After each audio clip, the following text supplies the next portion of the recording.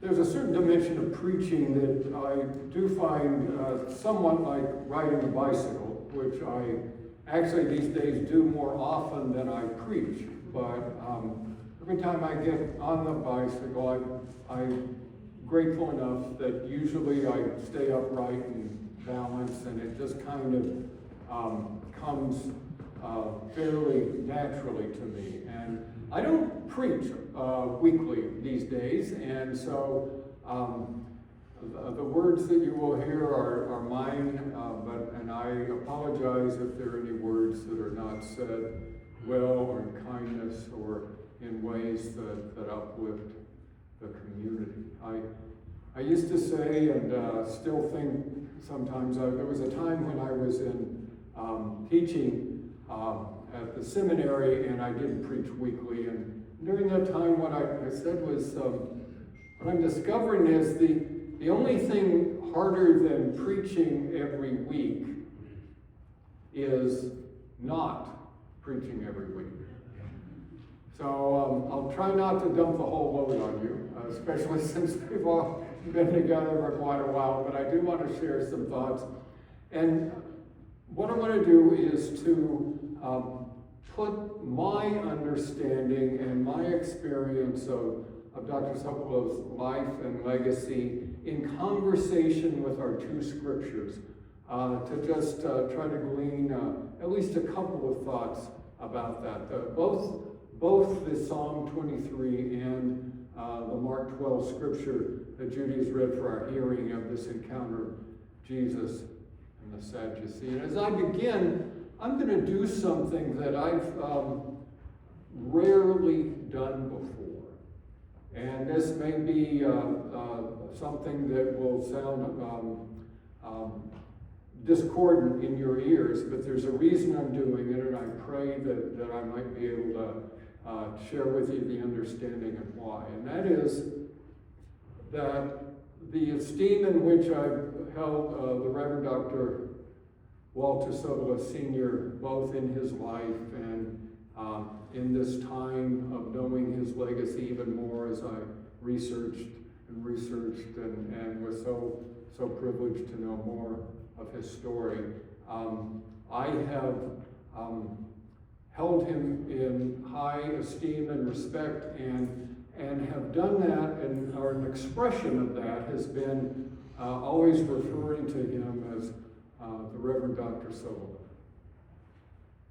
This morning, I'm going to share some thoughts with you about these texts and Walter, and refer to him by his first name.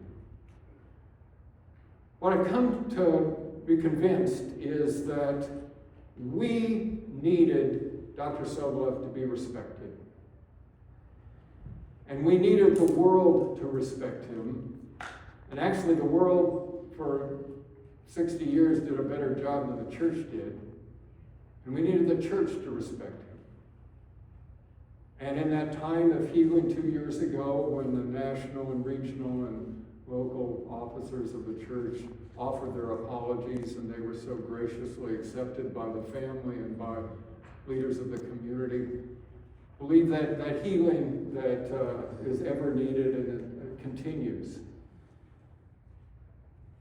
What I came to realize in that time is we needed to do that, but I don't think Walter needed that.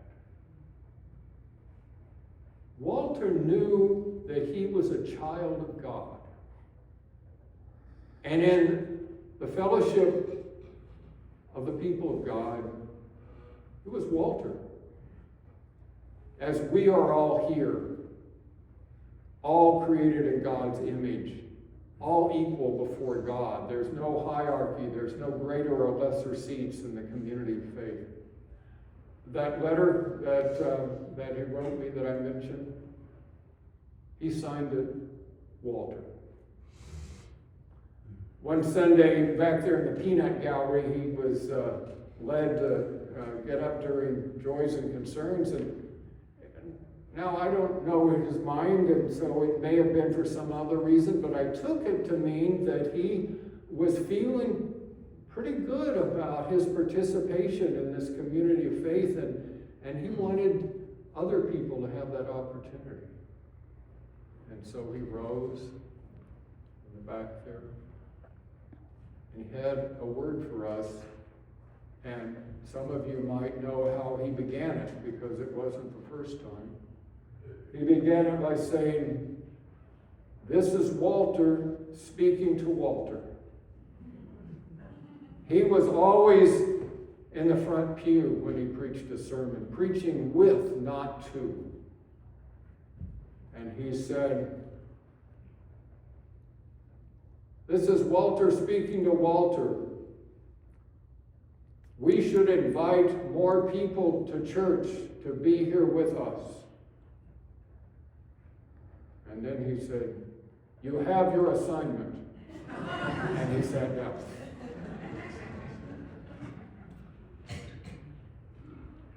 Yes, Walter was secure in his identity as a child of God. And he was a great man, a man for all seasons, a man whose greatness was recognized by the world. It's the only time in my life I had the privilege of leading a funeral for someone whose funeral was led while the flags of the state were at half-mast. The state of Alaska knew his greatness. There are buildings and named for him all over the state, and certainly the one that we know so much, the Alaska Heritage Institute building, and I had the honor to be there at the dedication of that building. And then the next day, a second Walter Soboleff Day to share some of the story of the closing Memorial Church at the lecture. So the world, the community knew of his greatness, and the church now has acknowledged this, but even more importantly to Walter's life was he knew that his greatness was not just on the world standards, but on the gospel standards. And you remember what Jesus said about greatness?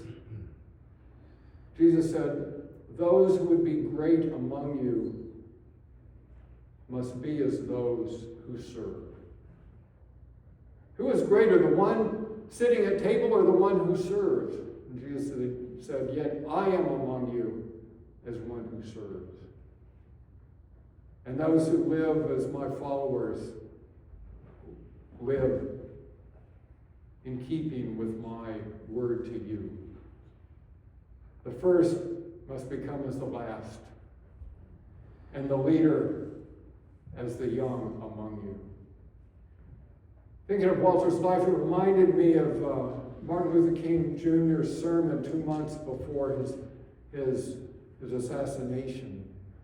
The sermon's famous, and you may have read it or heard of it. It was the drum major instinct. And he concludes that sermon by talking about the story when Jesus' disciples came to him right before this encounter with the Sadducee and said, "Jesus, grant that one of us sits on your right and one sits on your left, so we may be with you in glory." And Jesus just kind of, it doesn't say this in the scripture, but I'm thinking Jesus is just kind of, this is like the end of his life, and they've been following him around for 3 years, and it's like, didn't you get anything I've been saying? But he didn't do that. He was more like Walter. He was patient and said, "That's not mine to grant. But yes, you can be great if you live secure in your identity and are always willing to serve." And so Martin Luther King Jr. preached on that text and said, "You want to be great? Wonderful. Anybody can be great. All you need is a heart full of grace and a soul inspired by love. You don't need your subject and your verb to agree. You don't need to know the first law of thermodynamics. You don't need to know about Plato and Aristotle. You just need a heart full of love. You know, there's some people who would say, well, I don't want to be great like that. I mean, if it means I don't get to be special, I don't get to be better, I don't get to be above people and kind of order them around, what's the good of being great? Walter knew what the good of being great is. It's knowing yourself as a child of God. So the first verse of the 23rd Psalm, I had to memorize in the 3rd grade, and I got a prize if you memorize it. The Lord is my shepherd, I shall not want. Well, the Living Bible translation has helped me understand really the point of that verse, and it is, because the Lord is my shepherd, I have everything I need. Now, that doesn't mean that there is gross injustice in the world. There is. And it doesn't mean that there is a terrible disparity of distribution of goods. That means that some languish in poverty. That's true. But in the essence of my being, when I know myself as a child of God, I have everything I need. Walter lived simply so that others may simply live. And that we could all know ourselves as children of God, who, when we share the great goodness of this life, we have everything we need. Now, because of this, I believe, it meant that Walter did not fear difference. In fact, he embraced it. He welcomed the opportunity to be connected to all of creation, all living beings, not just humans, but perhaps especially humans that had amongst ourselves divided ourselves up into these differences. And then we'd assigned value to these differences. Walter said, what are you doing, people? We are all made in God's image. And so as it said, in what the family prepared for the funeral service about Walter's life, it was like that his crowning achievement was a congregation filled with people of all races and from all walks of life.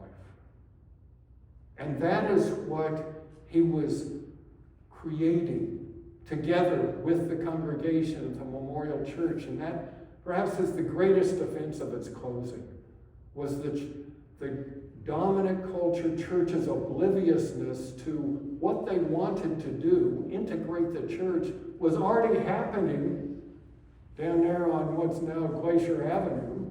Already happening. But their racism blinded them to think that a native pastor could be teaching them something.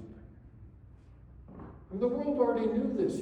1956, an article written about Walter, he wasn't just a native leader leading the Alaska Native Brotherhood. He was on the board of the Polio Foundation and the Red Cross, and he was in the National Guard, and he was active in the Lions Club. I mean, Walter didn't see these separations and say, I've got to stay in my lane. My lane is humanity.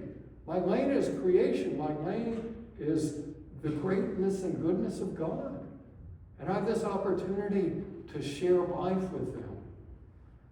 So I think this understanding that Walter had is born of what we read in the gospel of this encounter with Jesus and the Sadducee.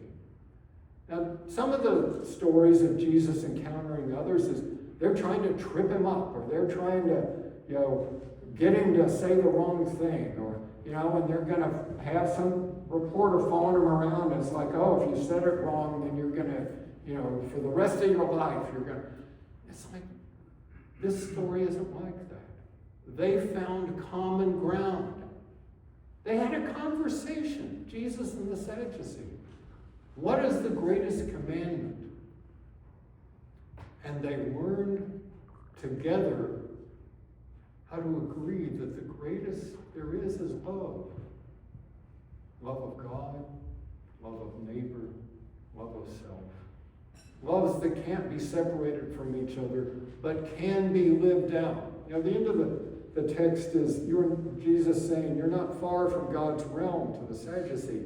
Some people say, well, that's because his confession wasn't orthodox enough or something. But I believe the reason Jesus said that was talk is cheap. For all of us, it's not just about the words we say, but it's about the lives we live. And Walter knew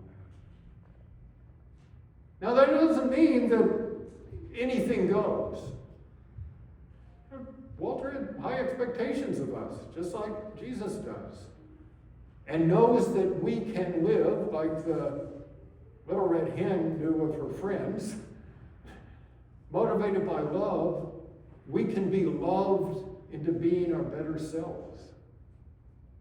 And that was his legacy. So there were times, he was more pastor than prophet, but there were times in his understated way where he did remind the dominant culture. In fact, the day before it was announced that he was leaving Memorial Church, that everybody then found out it was because, they were closing Memorial Church, but that wasn't the way it was stated originally. The day before, that evening before, he was at the visitor center at the Glacier giving a lecture. He said, the missionaries, they told us there was something wrong with our culture. So it's been hard for young thinkheads to feel good about themselves. It shouldn't have been that way. It was gentle, but it was clear. So it doesn't mean finding common ground, doesn't mean excusing abuse or injustice. But it also means not majoring in the minors. What I mean by that is sometimes we have arguments about things that if we just kind of step back and say, is this really important to spend this much time on? My favorite Walter story is actually one Jim Becker told me. Or not, I don't know, maybe not my favorite, but one of my favorites. The church is here in the sanctuary, and they've been talking forever about what color to paint the church. And they have to have meeting after meeting, and nobody could agree. And they had all these samples set out, it's like this one, that one, or the other one. And it's like, it's like a third, they can't agree. It's like, well, now it'll be there. So before the meeting's over, some people noticed, some people didn't. Walter leaves. Well, the meeting adjourns without, yet again, any decision being made. People walking out of the church and they see Walter. He's there on the side of the church with a paintbrush and he's painting the church. And so everybody looked at it and said, oh, well, I guess that's what the color's going to be. And they quit arguing about it. So Walter knew not to major in the minors, but when it was important, Walter would speak and say, yes, our common ground will be found rooted in justice and love and care for creation and an awareness that we are all God's children. The book I mentioned, Becoming Kin, and I would commend it to, if you don't know this book, it's written by Patty Kerlock. She is a First Nations Canadian Presbyterian. And so she writes as a social worker that she is, but also one who is rooted in her Christian faith, that she has found a way, like Walter, to find the connections. And I think this is a remarkable gift.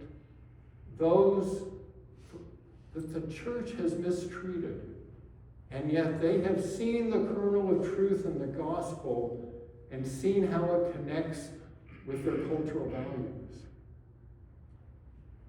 Becoming Kin is the name of the book.